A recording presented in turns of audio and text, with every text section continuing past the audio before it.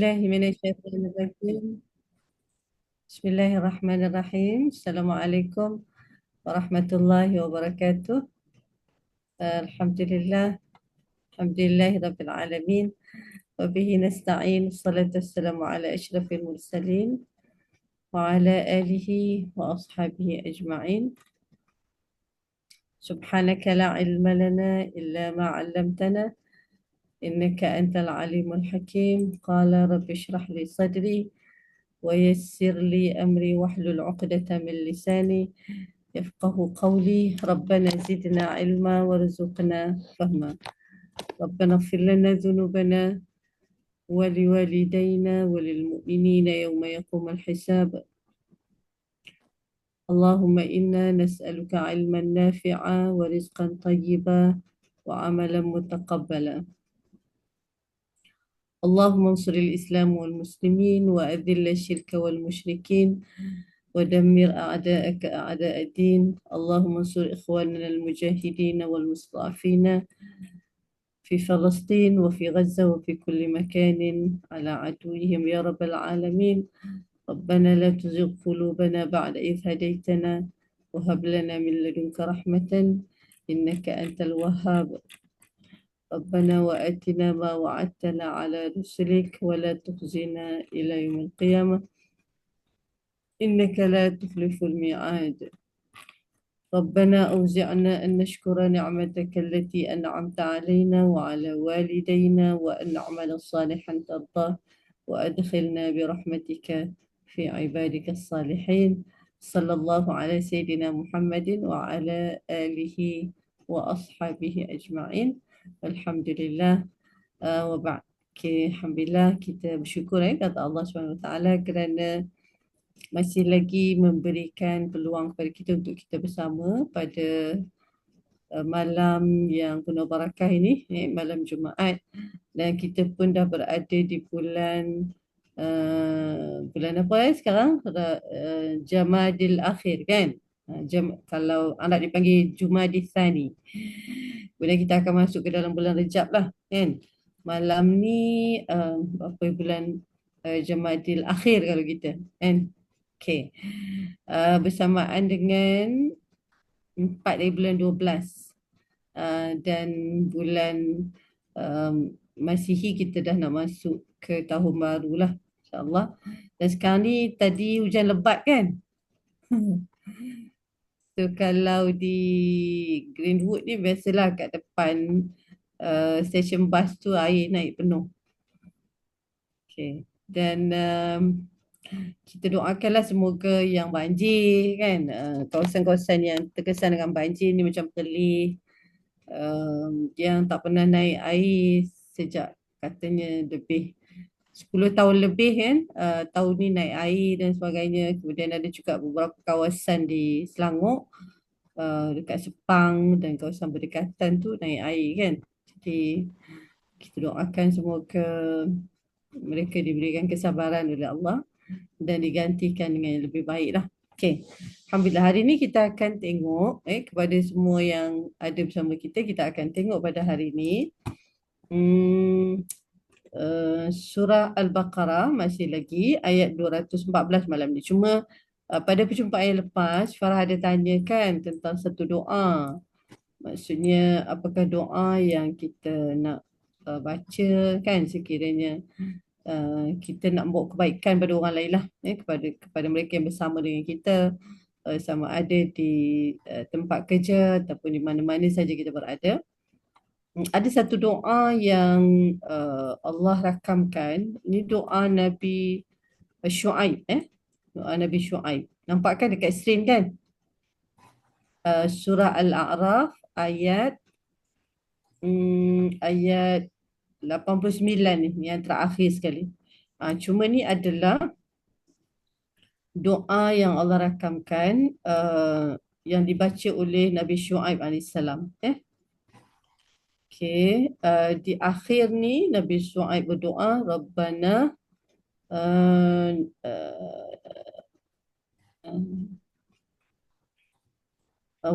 Rabbana wasi'a rabbuna kulla syai'in ilma ala Allahi tawakkalna Rabbana ftah bainana wa baina qaumina bil haqqi wa anta khairul fatihin. Ayat 89 ni. Jadi ini antara doa yang dibaca oleh Nabi Yunus, Nabi Shu'aib alaihissalam lah. So kat sini cerita tentang Nabi Shu'aib. Qala al-mala'u alladhina istakbaru min qawmihi lanukhrijannaka ya Shu'aib walladhina amanu ma'aka min qaryatina aw la ta'udunna fi millatina qala awalau kunna karihin. So dekat sini malak ni dia refer kepada ketua-ketua kaum yang sombong lah pada ketika zaman Nabi Shu'aib ni. Mereka ni memang ada followers lah, kalau kita kita dewasa ni kita panggil followers kan. Jadi malak ni orang yang mendapat sokongan daripada masyarakat umum yang dipanggil ketua masyarakat lah. Jadi dia kata qala al-mala'u alladhina istakbaru min qaumihi. Sebab dalam kaum dia tu ada beberapa kategori lah. Antaranya orang yang dapat kedudukan dalam kaum dia yang disegani dan sebagainya. Tapi mereka ni disifatkan Allah sebagai golongan yang sombong. Dan mereka mengancam Shu'aib kan, untuk mengeluarkan dia daripada kampung mereka, ataupun mereka nak supaya Nabi Shu'aib ni kembali mensyirikkan Allah subhanahu wa ta'ala. Jadi Nabi Shu'aib kata kamu telah melakukan pembohongan, dan kalau kami kembali kepada agama kamu, macam mana kami nak kembali kepada agama kamu sedangkan Allah telah selamatkan kami daripada bahaya syirik. Jadi dia kata wa ma yakunu lana an na'ud, kami sekali-kali tidak akan kembali kepada syirik kecuali sekiranya Allah kehendaki. Maksudnya mereka minta supaya Allah membuka keluasan kepada mereka. Wasi'a rabbuna kulla syai'in ilma, dan Allah ilmunya meliputi segala-galanya. Kemudian bermula dari sinilah alallahi tawakkalna. Ini doa juga, alallahi tawakkalna. Kemudian sambung rabbana ftah bainana wa baina qaumina bil haqq wa anta khairul fatihin. Dan disebutkan kat sini kepada Allah jugalah kami bertawakal, alallahi tawakkalna. Kemudian dia berdoa rabbana ftah bainana, ya Allah Tuhan, hukumkanlah antara kami dan kaum kami dengan kebenaran dan keadilan, kerana engkau jugalah sebaik-baik hakim. Jadi ini antara yang kita boleh baca lah. Okay. So insyaAllah kita kembali kepada perbincangan kita pada malam ni untuk kita baca surah Al-Baqarah. Kita malam ni akan tengok ayat 214. Ayat 214 dan 215. So akhir kepada muka surat 33 insyaAllah. Cuma kita akan baca dahulu bersama-sama surah Al-Fatihah insyaAllah. أعوذ بالله من الشيطان الرجيم بسم الله الرحمن الرحيم الحمد لله رب العالمين الرحمن الرحيم مالك يوم الدين إياك نعبد وإياك نستعين اهدنا الصراط المستقيم صراط الذين أنعمت عليهم غير المغضوب عليهم ولا الضالين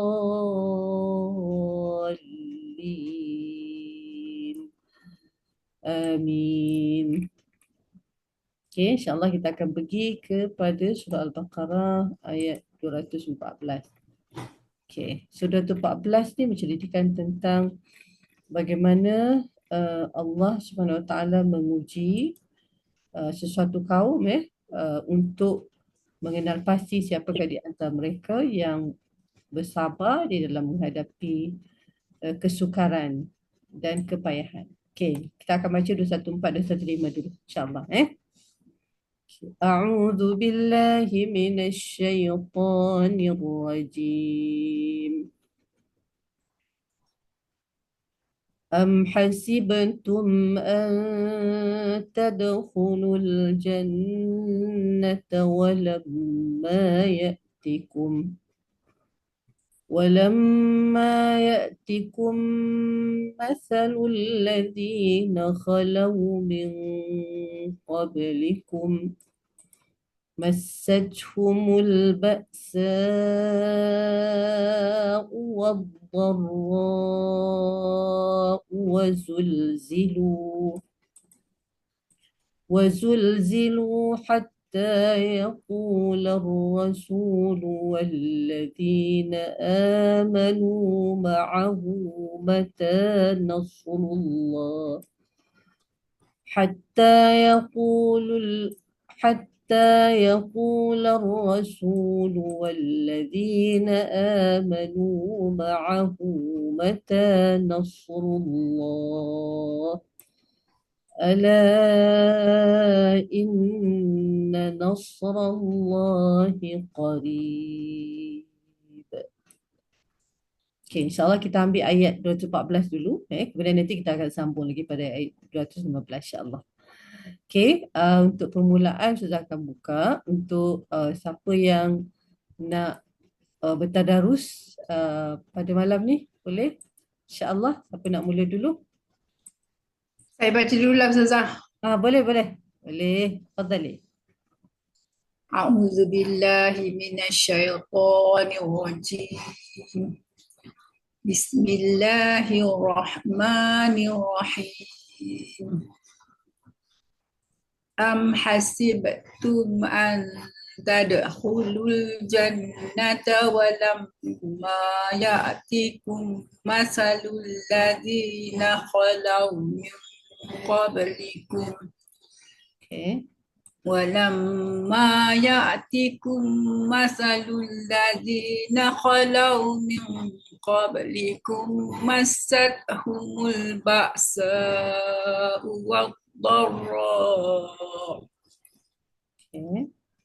والضراء وزلزلوا حتى يقول الرسول والذين آمنوا معه متى نصر الله ألا إن نصر الله قريب. Okay. Okay, Alhamdulillah. Puan Nazia nak tanya apa ke? Puan Nazia nak tanya apa ke? Saya tahu macam saya rasa macam masalah saya ni kadang-kadang saya rasa macam tak yakin bila berjumpa dengan huruf-huruf ikhfa. Contoh dia? Ni kat sini. Tadkhulu ni. Adalah macam rasa macam kena ke tak kena ke macam tak apa pasti tau. Macam itulah selalu saya. Okey. So kalau dengar tu tak ada masalah kan? So dia dekat ada sini yang setengah tu malah macam senang rasanya macam kalau bertemu dengan kap semua tu tak ada masalah rasanya kan. Ada yang setengah-setengah huruf tu macam kita rasa macam tak berapa pasti ya. Satu itulah masalah saya. Tak apa kalau tak pasti mungkin boleh tanyalah tempat yang spesifik kat mana kan. Maksudnya saya dekat sini saya tak berapa pasti. Boleh tak dengarkan balik, maksudnya ada komen tak dalam bacaan saya. Boleh juga kan. Kat sini ada tadkhulu kemudian min qablikum ni. Itu rasanya macam tak ada masalah sangat kan macam tadkhulul jannah kan. Qablikum tu ni tak ada sangat. Rasanya kan. Ada jugalah yang ni tapi kali ni macam ayat yang ni macam rasa okey lah. Boleh je nanti kalau rasa macam ada tempat yang tak pasti boleh je tanya. Okey, insyaAllah. Terima kasih Ustazah. Sama-sama. Okay, saya boleh buka lagi insyaAllah untuk bacaan. Kena baca Ustazah, maaf. Maaf. Boleh, boleh, boleh. Di Boleh, Quran boleh, Maghrib dah insyaAllah. habis tu solat Isyak dulu. Okay. It's okay, it's okay. Okay. أعوذ بالله من الشيطان الرجيم بسم الله الرحمن الرحيم أم حسبتم أن تدخلوا الجنة ولما salah Ustazah. Sudah. Tak nafas dulu Kak Ina. Itulah sebab Tak nafas Putrashi dulu. masuk. Tak nafas dulu. Nafas Okay, tak okay. betul. Ah. Sesak sikit. Okey, dah Bismillahirrahmanirrahim. Bismillahirrahmanirrahim. أم حسبتم أن تدخلوا الجنة ولما يأتكم مثل الذين خلوا من قبلكم مستهم Kha tu tebalkan sikit. Kha. Ha? Kha ni tebalkan sikit. yang Dia khalau tu ya. Kha di atas kha. Khalau. Ambil daripada walamma boleh Ustazah? Boleh? Boleh. walamma ya'tikum masalul ladzina khalau min qablikum. Boleh Okay. Ustazah? Boleh. Sambung. Massathumul ba'sa'a wad-dharra. Massathumul ba'sa'u. Baris depan. Okey. Ah. Massathumul ba'sa'u wad-dharra'u wa zulzilu hatta yaqula ar-rasulu walladzina amanu Okay. والذين آمنوا معه متى نصر الله ألا إن نصر الله قريب. Okay. Boleh ke Yang dekat sini bagus. Cuma yang kat sini ni dia macam Nasrullah. Mata Nasrullah. Dia tahan macam tu.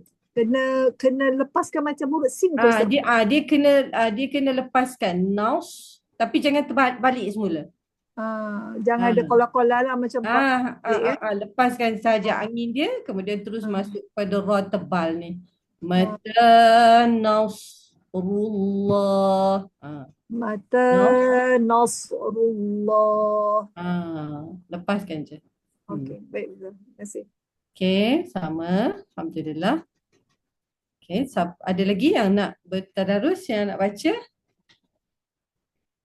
Tadi ada satu hadis yang saya baca dengan student, dengan anak-anak murid kan, tentang macam mana Nabi SAW membuat ulang kaji Al-Quran lah, sebab Quran ni kan turun sikit-sikit kan. Jadi setiap tahun berdasarkan hadis tu, Jibril AS akan datang kepada Nabi SAW pada malam-malam Ramadan untuk membaca Al-Quran bersama dengan Nabi SAW, dan Jibril akan baca Al-Quran. Kita panggil tadarus kan? Kita panggil tadarus. Jibril akan bacakan Quran, kemudian Nabi akan dengar, dan Nabi akan baca, Jibril akan dengar. Ada macam tu kan? Jadi dalam proses tu maksudnya Nabi SAW pada ketika disebutkan dalam riwayat tu lah, pada ketika Jibril AS datang di bulan Ramadan tu, Nabi sangat-sangat pemurah. Nabi maksudnya pemurah dia lagi nampak jelas lah kan. Jadi pemurah ni apa? Pemurah ni suka memberi. Suka memberi. Jadi memberi itu tidak semestilah duit kan, maksudnya memberi pertolongan, beri harapan. Jadi yang pentingnya dia memberilah. Jadi pada malam-malam Ramadan, ketika mana Jibril AS datang, maka Nabi digambarkan dalam riwayat itu adalah tersangat pemurah. Kan, tersangat pemurah. Dan digambarkan dalam riwayat tu, pemurahnya Nabi ni Digambarkan dengan angin yang membawa hujan. Maksudnya kalau di kawasan Mekah tu kan, kalau angin yang datang membawa hujan tu, maksudnya angin tu mereka rasa lepas ni memang hujan tu mendatangkan kegembiraan lah, sebab hujan ni kita kata apa nama, simbol kepada kehidupan kan. Bila hujan datang maka tumbuh-tumbuhan akan tumbuh, kemudian binatang ternakan akan dapat makanan dan manusia juga akan dapat bahan makanan lah kan daripada binatang ternakan. Sebab mereka ni banyak bergantung kepada binatang ternakan kerana untuk dapatkan susu, apa tu, bulu dan sebagainya, menjadi pengangkutan mereka. Macam kita, pengangkutan kita macam-macam kan zaman sekarang. Mereka ni pengangkutan dia adalah binatang lah kan. Mereka tak ada lagi masa tu motor macam kita ni kan. Motor, kereta, kapal terbang kan. Kemudian kalau di laut, mereka bukan ada kapal yang berenjin, kapal yang berlayar berdasarkan angin, kapal layar kan. Jadi bila hujan ni maksudnya ia tanda kepada kehidupan. Cumanya disebutkan Nabi lebih pemurah daripada berbanding dengan hujan yang angin yang membawa hujan. Macam kita tanya-tanyalah di sudut mana kan. Sebab kalau kita kata hujan memberikan kehidupan kan, menumbuhkan tumbuh-tumbuhan daripada tanah yang kering kontang, jadi tanah itu akan subur. Wahyu pula adalah menghidupkan roh. Wahyu menghidupkan roh. Jadi kalau kita bayangkan tak ada wahyu, roh kita jadi apa? Mati ya. Kan? Mati. Jadi maksudnya kat sini Nabi SAW diutuskan, melaluinya Allah Subhanahu Wa Taala akan mewahyukan Al-Quran melalui Jibril AS dan sampai kepada Nabi SAW. Jadi Nabi bila menerima wahyu tu, maksudnya dia sangat-sangatlah pemurah, kerana dia tahu bahawa wahyu tu dapat menghidupkan hati, roh, dan ini membawa kepada kebahagiaan selama-lamanya kan, kebahagiaan di dunia dan di akhirat. Macam kalau hujan, hujan kita nampak memberi kehidupan dunia lah kan. Menumbuhkan tanaman, tetapi kalau wahyu memberikan kehidupan dunia dan akhirat. Kan? Maksudnya wahyu tu menghidupkan hati, dan apabila hati dihidupkan dengan mengenal Allah, melakukan apa yang dikehendaki oleh Allah, maka hatinya hidup di dunia dan bahagia di akhirat. Lebih jauh, lebih baik lah kan daripada hujan kan. Hujan pun baik juga, maksudnya membawa kehidupan, tetapi kita nampak hujan ni membawa kehidupan dunia lah, tetapi wahyu membawa kehidupan dunia dan akhirat. Itulah. So bila baca ni teringatlah proses macam mana Nabi SAW kita kata apa nama, bersungguh-sungguh kan untuk menekuni Al-Quran, dan sampailah kepada kita. So harap-harap kita pun tekun jugalah kan. Okey, jadi itu ayat 214. Okey, sudah buka lagi untuk siapa lagi nak baca ayat 214 insya-Allah. So alhamdulillah kita tak tunggulah tadarus bulan Ramadan je kan. Kita tadarus kita berterusan. Okey. Okey, ada lagi yang nak baca? Insya-Allah. Okey, kita ada Kak Nuria ni. Kak Nuria nak baca? Nampak macam ada Kak Nuria? Okey. Tak ada Sekejap Ustazah. Muka surat 33 Kak Nuria. Ayat 214.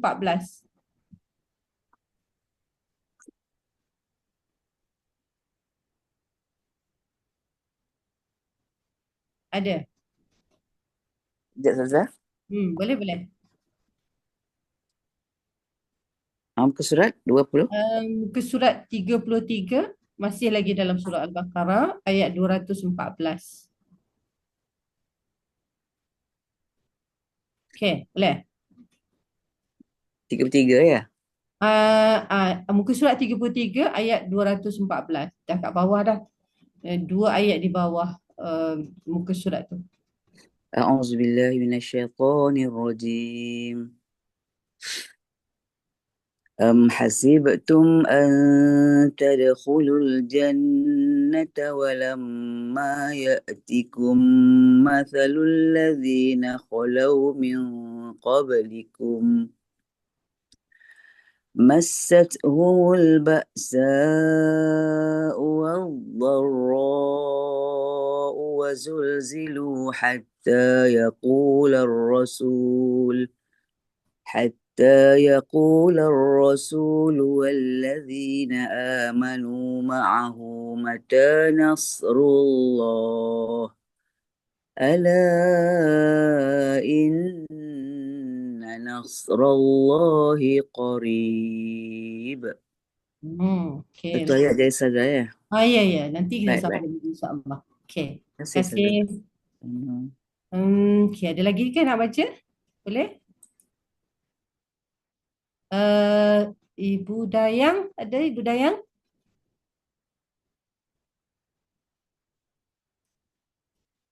Assalamualaikum Ustazah. Boleh, boleh. أعوذ بالله من الشيطان الرجيم أم حسبتم أن تدخلوا الجنة ولما يأتكم مثل الذين خلوا من قبلكم مستهم البأساء والضراء وزلزلوا حتى يقول الرسول والذين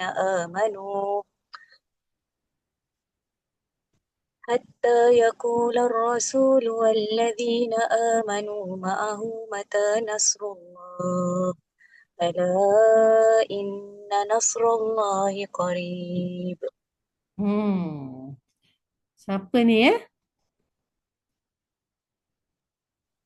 Mardiah. Ha? Mardiah. Mardia. Okey. Mardia ni pertama kali ke? Ke dah banyak kali dah? Dah banyak, tak banyak kali jugalah kadang-kadang masuk. Okey, okey, okey. Okey, Mardia daripada mana? Dari dulu student. Aduh, student. Okey. Sekarang dah habis dah belajar ya? Lebih lama dah. Mudah-mudah. Okey, okey, okey. Sekarang daripada mana ni? Rawang. Rawang. Mm-mm. Alhamdulillah. Cuma dekat sad yang mati ni tebalkan sikit lah. Sad ni yang terus tebal kan. Dia penuhkan sedikit angin dia.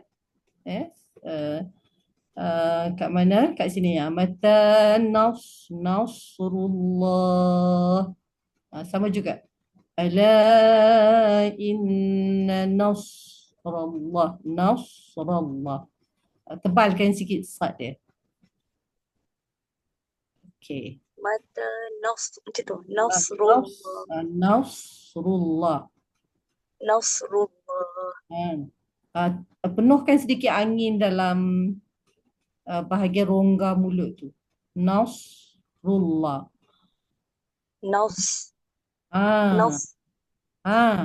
Rullah. Nasrullah. Kan beza kan tadi kan? Tadi dia agak nipis, tebal. Tadi macam nas kan? Ni nasrullah. Tebalkan sedikit dengan cara penuhkan angin dalam rongga mulut kita tu dah. So dia akan jadi tebal. Okey, kemudian dekat kadang-kadang bila kita bertukar antara satu-satu huruf tu, kadang-kadang dia agak mencabar jugalah. Contohnya wazulzilu ni, wazulzilu ha, nak pergi kepada ha ni.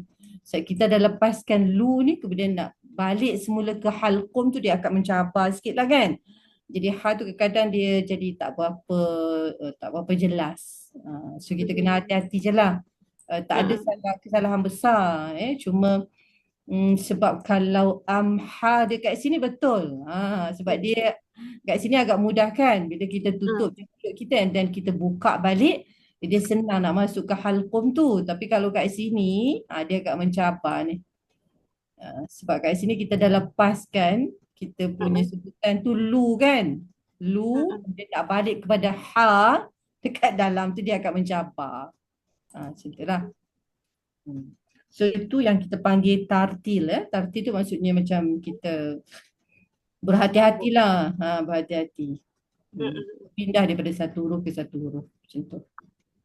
Okay. Terima kasih Ustazah. Okay. So insyaAllah dia by practice kan. By practice insyaAllah akan lebih baik lah. Ustazah pun banyak lagi benda yang perlu belajar kan. Tapi kita sama-sama lah. Gitu kan. Ambil sempena yang Ustazah ceritakan tadi tu, macam mana Nabi SAW, walaupun Nabi sefasih-fasih manusia yang dilahirkan dalam membaca Al-Quran kan, tetapi tetap Allah ceritakan melalui datang untuk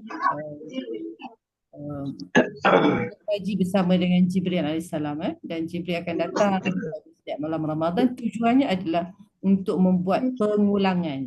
Dia bukan wahyu baru. So wahyu baru akan berterusan sepanjang kehidupan. Tapi dia special perjumpaan tu pada setiap malam Ramadan tu untuk mengulang kaji. Sebab masa tu Quran tak ada lagi macam kita ni boleh tengok dalam bentuk tulisan kan. Masa tu semua berdasarkan hafalan. Sebab Nabi tak pernah baca Quran melalui tulisan. Macam kita ni alhamdulillah ada dua kan. Kita boleh hafal dan kita boleh baca daripada tulisan. Sebab Rasulullah Ummi kan. Rasulullah Ummi, dan dia masa tu memang Allah takdirkan Quran belum lagi ditulis untuk disebarkan. Ada penulisan yang Nabi SAW ada penulis wahyu. Bila Quran turun, Nabi akan panggil mereka untuk tulis kan. Tetapi penulisan tu bukan untuk disebarkan. Tapi Nabi nak tunjuk bahawa betapa pentingnya Al-Quran ini di samping dihafal juga ditulis. Cuma pada ketika itu tak adalah tulis dalam kertas ni sebab kertas agak payah nak dapat masa tu kan. So mereka akan tulis di atas bahan-bahan yang ada lah pada ketika itu, contohnya pelepah tamar, tapi mereka masih lagi tulis mereka akan tulis kat pelepah tamar. Kita bayangkan macam kalau unta kan ataupun kambing, dia ada satu bahagian bahu dia ni, dia ada tulang yang lebar tu kan. Dia macam tulang tu, jadi tulang tu mereka akan tulis di bahagian atas tulang yang lebar tu ayat-ayat Quran. So mereka akan simpanlah, simpan di sini kemungkinan besar mereka akan simpan sama ada penulis tu sendiri simpan ataupun Nabi SAW yang simpan. Jadi penulisan tu berlaku sejak zaman Nabi SAW, cuma bukan bertujuan untuk disebarkan, tetapi Nabi nak tunjukkan bahawa penulisan tu penting. Kemudian proses penulisan zaman Abu Bakar As-Siddiq tu untuk memastikan kesahihan tu mereka rujuk balik dah dalam Quran yang ditulis pada zaman Nabi ni, dalam bahan-bahan yang pelbagai ni dikumpulkan. Di samping mereka hafal, mereka juga membuat perbandingan antara hafalan dengan yang ditulis pada zaman Nabi SAW. Okay. So insyaAllah kita akan sambung lagi ayat 215. Okay. A'udzu billahi minasy syaithanir rajim. Yas'alunaka madza yunfiqun. Qul ma أنفقتم من خير فللوالدين والأقربين واليتامى والمساكين وابن السبيل وما تفعلوا من خير فإن الله به عليم. Okay, alhamdulillah. Baik, akhirlah pada malam ni insya-Allah 215. Sebelum kita pergi kepada apa yang kita dapat belajar lah. Okey, kat sini sebelum tu saya nak tunjuk ni adalah rangkaian kepada dia ada 6 rangkaian kepada ayat yang bermula dengan yas'alunaka. So ni pada ayat 215. Kita akan bertemu lagi ayat yang bermula dengan yas'alunaka, bermula daripada 215 ni. Kita akan dapati selepas ini ayat 216. Mana tadi? Saya nak tunjuk je, nanti kita akan tengok kemudian. 216 ini tentang bagaimana Allah memfardukan, mewajibkan peperangan. Ini adalah kali pertama Allah wajibkan peperangan lah. Selepas Nabi SAW berhijrah ke Madinah. Okay, ni kali kedua yas'alunaka. Ini nombor 2. Dia ada satu rangkaian selepas daripada ayat 215 ni, 217 bermula dengan yas'alunaka juga, tapi yas'alunaka anis syahril haram. Sebab dia berkaitan dengan peperangan, jadi mereka bertanya tentang berperang pada bulan-bulan haram. So bulan haram tahu kan? Bulan Zulqa'idah, bulan Zulhijjah, bulan Muharram dan bulan Rejab. Jadi antara bulan-bulan haram adalah bulan haji lah. Bulan haji iaitu Zulqa'idah, Zulhijjah, Muharram dan Rejab. So Rejab ni tak termasuk dalam bulan haji. Bulan haji dia bermula daripada bulan Syawal, tapi Syawal tak termasuk dalam bulan-bulan haram. Dia masuk dalam bulan haram bermula daripada Zulqa'idah. Zulqa'idah, kemudian Zulhijjah, kemudian Muharram. Selepas Muharram dia ada senggang, dia pergi kepada Rejab. So kita nak masuk bulan Rejab dah kan? Selepas Jamadil akhir ni kita akan masuk bulan Rejab. So bulan Rejab adalah bulan-bulan yang Allah Subhanahu Wa Ta'ala telah mengisytiharkan bulan-bulan keamanan. Tak boleh berlaku peperangan.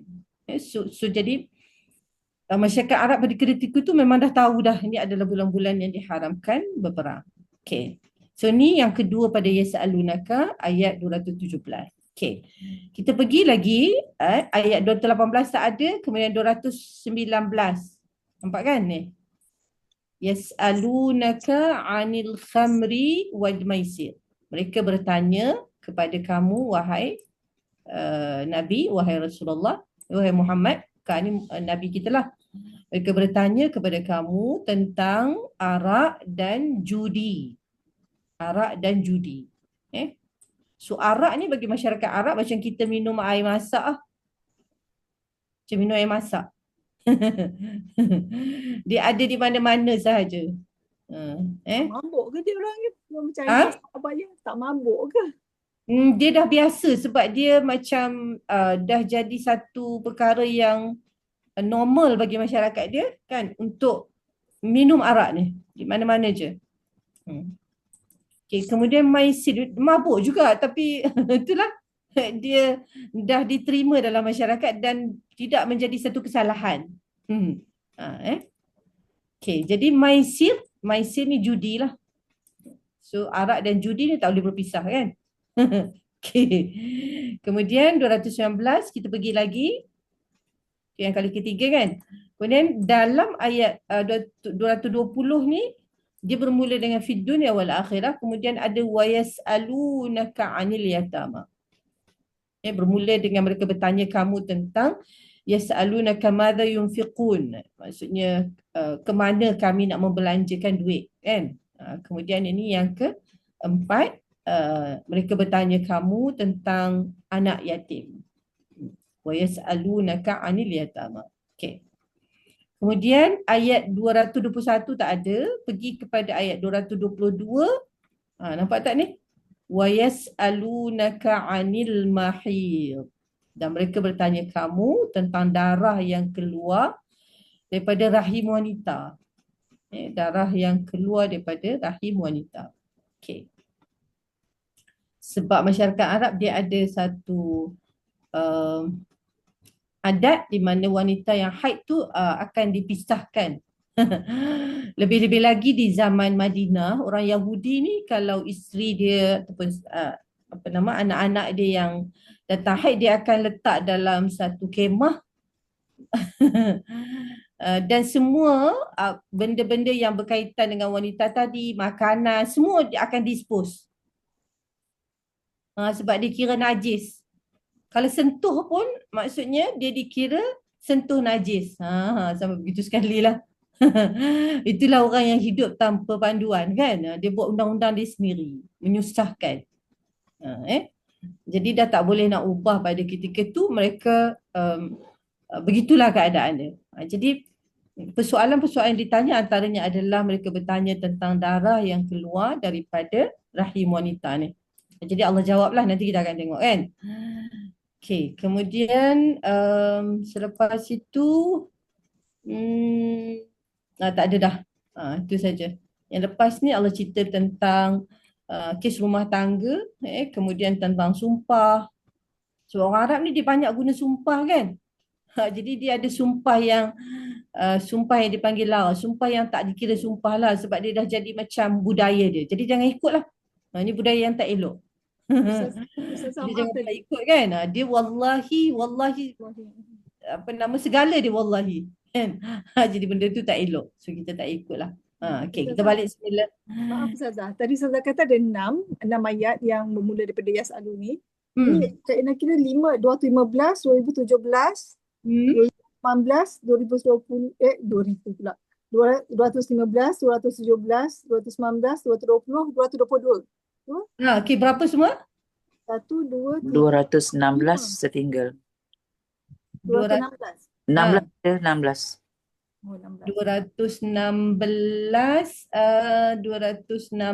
ni tentang bulan-bulan haram ni. 216 yang ni tak ada, 216 tak ada. 217. So 5 je kot. Tu dah 5 je kan? Kira. 5 je. 5 lah. Terlebih tadi. Okay. So nanti kita akan tengoklah dia punya silsilah dia punya apa nama turutan-turutan ni tentang yas'alunaka. So apa kita boleh belajar, maksudnya sebenarnya dalam kehidupan ni banyak persoalan-persoalan yang perlu kita tanya kan. Baguslah kalau tanya, sebab bila kita tanya kita akan dapat penerangan. Sama juga dengan masyarakat ni, bila mereka mula belajar, mula mengetahui maklumat-maklumat yang banyak, maka mereka akan lebih prihatin, mereka akan lebih mereka akan lebih apa kita panggil, lebih berhati-hatilah. Maksudnya benda yang mereka tak pasti mereka akan tanya. Jadi bermula dengan 215 yang kita akan baca ni, mereka bertanya kamu tentang apa yang nak dibelanjakan, kepada siapa, madza yunfiqun, apa yang mereka nak belanjakan dan kepada siapa ia dibelanjakan. Macam kita lah kan, kita kalau ada duit kan, kita nak belanja kat mana kan, nak pergi melancong ke kan, nak bagi sedekah ke, kemudian nak sedekah pula kat siapa pula ada dia punya apa nama list ke, siapa yang perlu dapat dulu, kemudian siapa yang kedua dan seterusnya macam tu. So itu baguslah. Maksudnya pertanyaan ni membawa kepada membuka minda untuk menekuni sesuatu permasalahan lah. Okey, sudah buka 215 untuk kita baca dulu.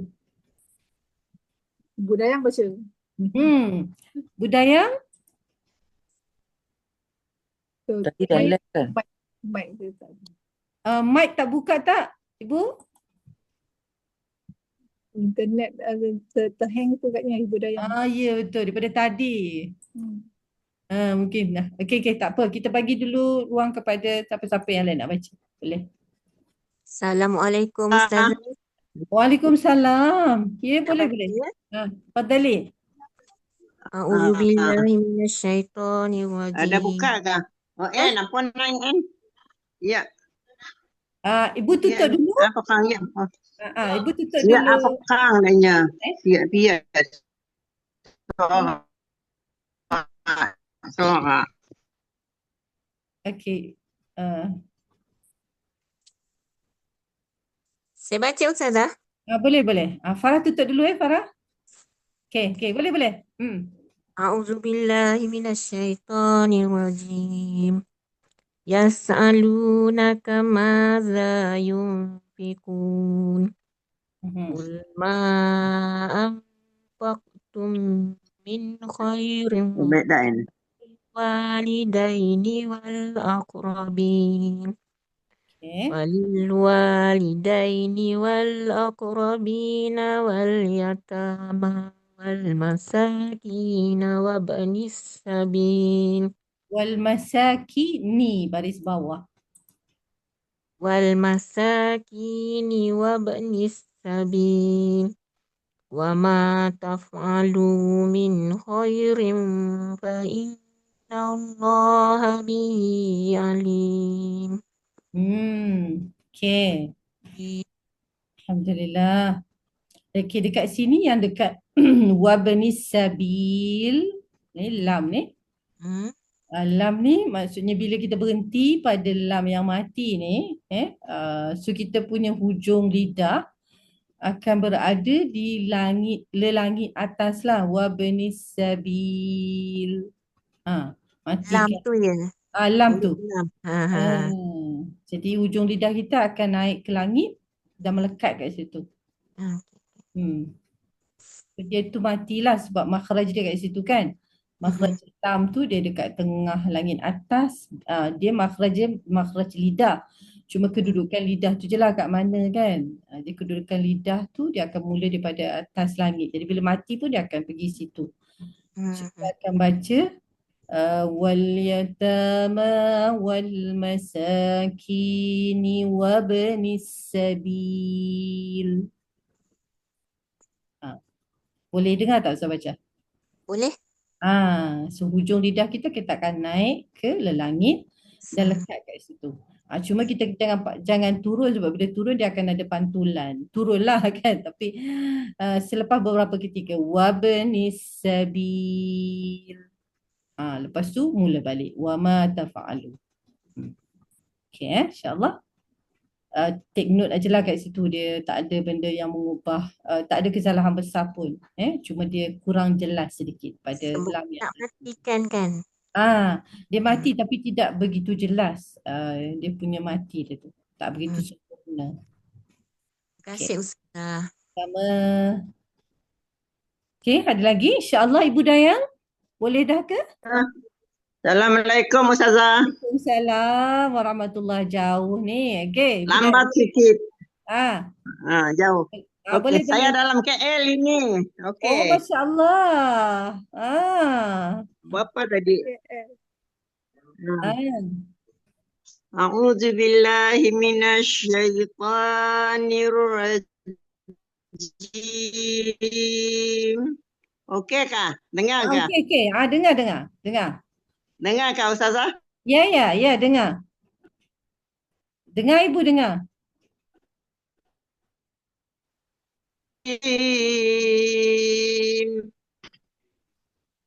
Yas'alunaka 'anis syahril harami qitalin fihi. Betul bacaan saya ni? Bukan, sebelum tu Bu. Ayat muka surat 33, sebelum ayat tu. Muka surat 33. Ya, 33 ayat 215. 33. Ayat berapa? 215. 215. Mati ya? Ada terkeluar ya Ibu? Okay, line dia tak berapa elok ni. Dekat Kuching lagi elok kat KL pula tak elok. Okay, boleh. Siapa yang nak baca? Boleh? InsyaAllah. Baca Ustazah.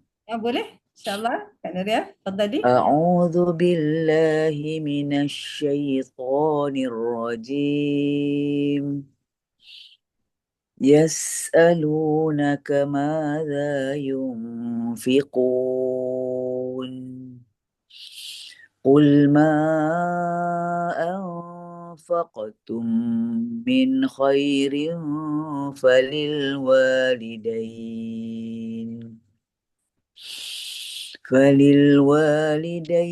والأقربين واليتامى والمساكين وابن السبيل وما تفعلوا من خير فإن الله به عليم. Sadaqallahul azim. Azim. Alhamdulillah. Sama. Alhamdulillah.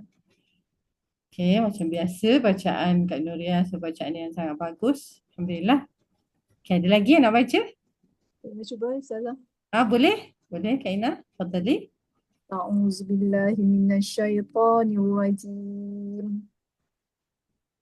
Yas'alunaka madza yunfiqun. قل ما أنفقتم من خير فللوالدين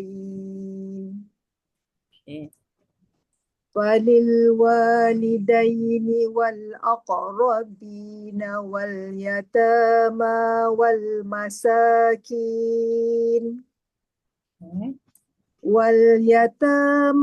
والمساكين وابن السبيل وما تفعلوا من خير فإن الله به عليم.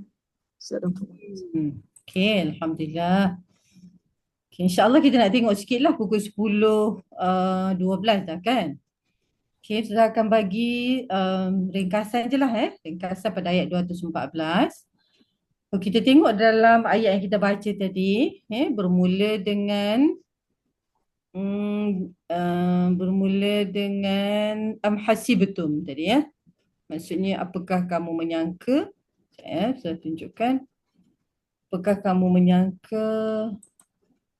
Ni apakah kamu menyangka? Hasibatu sangkalah. Apakah kamu menyangka bahawa kamu akan masuk syurga padahal belum sampai kepada kamu ujian? Ini kan. Apakah patut kamu menyangka bahawa kamu akan masuk syurga padahal belum sampai kepada kamu ujian dan cubaan seperti yang telah berlaku kepada orang-orang yang terdahulu daripada kamu. Okay, peristiwa ni ada para mufassir mengatakan komen Allah tentang peperangan Ahzab. Pernah baca tentang perang Ahzab tak? Perang Khandaq, perang Parit tu. Sangat mencabar kan? Sampai Allah menggambarkan dia punya jantung ni naik sampai atas kerongkong ni. Maksudnya takut dia tu sampai ke situ. Balagat al-qulubul hanajir. Maksudnya jantung ni duduk bawah ni kan. Kalau duduk bawah senang nak bernafas kan. Kalau katalah dia naik atas ni senang nak bernafas. Maksudnya takut. Gambaran kepada takut tu lah. Jadi ada mengatakan ayat ini turun adalah sebagai satu komen Allah kepada orang-orang yang beriman supaya mereka tetap teguh lah. Jadi ni Allah tanya dan pertanyaan ini membawa kepada mereka lebih teguh kan di atas jalan Allah lah kan.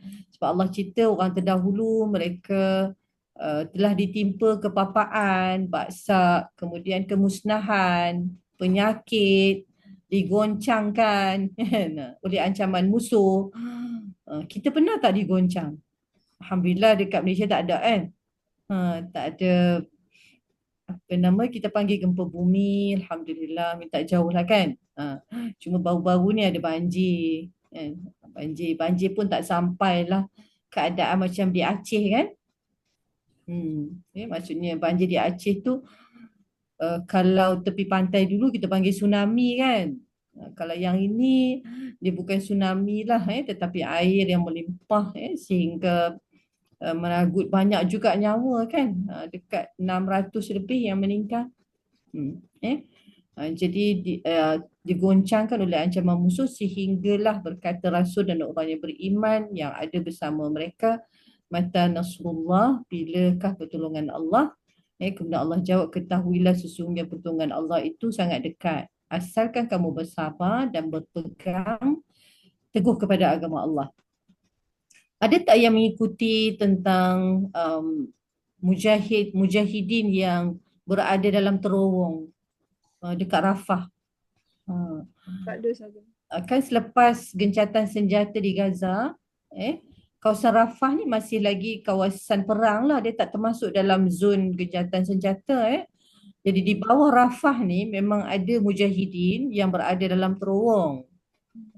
Jadi mereka tak boleh keluar. Bila mereka keluar, mereka akan ditembak, mereka akan dibunuh. Cumanya yang menjadi kepelikan kepada musuh ni, mereka tak dapat nak detect kat mana mujahidin ni terowong berada. Sedangkan kalau nak ikutkan, terowong tu ada je bawah tapak kaki mereka. Tapi tak dapat kat mana dia. Mereka tak dapat nak kesan. Jadi kita kata itulah di sebalik ujian itu pertolongan Allah Azza wa Jalla, dan kita tengok bagaimana mereka tetap berada di medan perang walaupun sehingga ke akhir nyawa. Hebat kan? Nak sampai kepada hebat tu bukan mudah lah.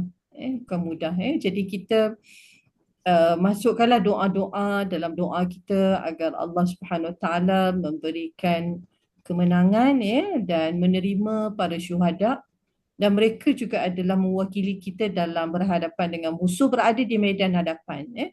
So musuh sangat gentar sekiranya umat Islam mempunyai kekuatan yang sebagaimana ditunjukkan oleh masyarakat dan saudara kita di Gaza. Mereka sangat takut. Okey, jadi bila Allah terangkan, Ustaz akan pergi kepada rumusan. Mengajar kita tentang hakikat ujian dalam kehidupan orang yang beriman. Allah mengingatkan bahawa syurga tidak diperolehi dengan mudah. Sebab dia akan ada ujian. Cuma ujian antara seorang dengan seseorang yang lain berbezalah.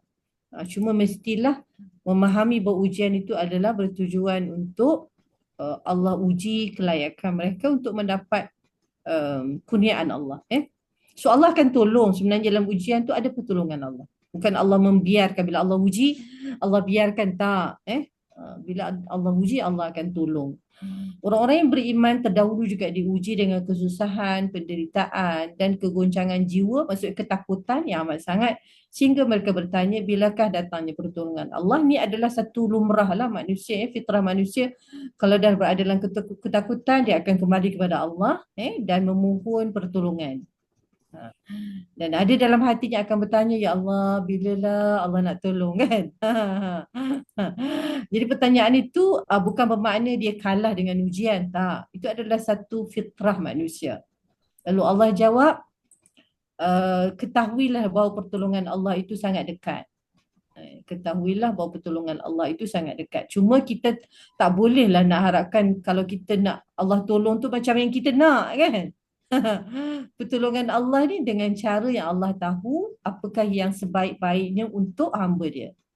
Jangan kita fikir, ya Allah tak tolong saya lah, padahal banyak ada tolong. Tak tolong tu kerana tak bagi apa yang dia nak. So cara pertolongan Allah tu bukan mengikut ukuran kita lah. Jadi ada cara yang tersendiri dan kita minta pada Allah agar kita fahamlah bagaimana Allah menolong tu dan kekal bersabar di atas ujian tersebut. Okey. Ayat ini mendidik kita supaya bersabar, kuat dan tidak putus asa. Nak tanya boleh, kan?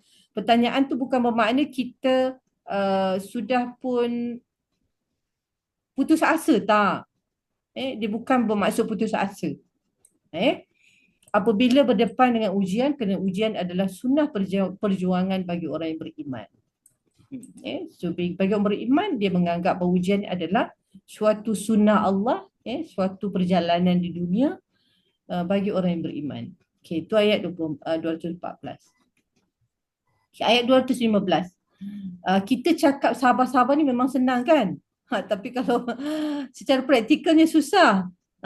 Jadi bila kita nak teguh berada atas kesabaran, perlu pertolongan Allah. Perlu pertolongan Allah. Okay. Jadi kita makin dekatlah dengan Allah, memohon agar Allah tetapkan pendirian kita, teguhkan pendirian kita untuk berada di atas jalan kesabaran. Sebab tu Allah kata, tawasaw bis-sabr. Berpesan-pesan dengan kesabaran. Nak pesan macam mana tu? Kena tengok keadaan lah. Kena tengok ujian tu ujian apa. Kena belajar macam mana nak memberikan kekuatan. Macam ni Allah bawa kepada sahabat-sahabat yang diuji pada ketika zaman Nabi SAW. Allah bawa cerita umat-umat terdahulu yang mana mereka diuji tetapi mereka tetap berpegang teguh kepada janji Allah, maka mereka mendapat kejayaan. Okay, ayat 215 menjelaskan tentang keutamaan berinfak, memberikan sedekah. So kita tahu kan dalam Islam kita ada infak yang wajib iaitu zakat, kan? Kita ada yang sunat iaitu kita panggil sedekah lah. Okay, jadi pertanyaan tu tentang keutamaan apa yang nak diberi kepada siapa. Jadi Allah jawab apabila ditanya kepada Nabi SAW tentang kepada siapa harta perlu dibelanjakan, Allah menjawab keutamaan kepada ibu bapa, kaum kerabat, anak yatim, orang miskin dan orang yang musafir. So Ustazah, kalau mak ayah dah kaya Ustazah, duit banyak kan, kadang-kadang mak ayah duitnya banyak lagi daripada anak. Okey. Jadi kalau dalam keadaan tu maksudnya kena tengoklah. Kalau kita kata kita tak bagi banyak, kita bagilah sikit kan sebagai satu penghargaan kepada mereka.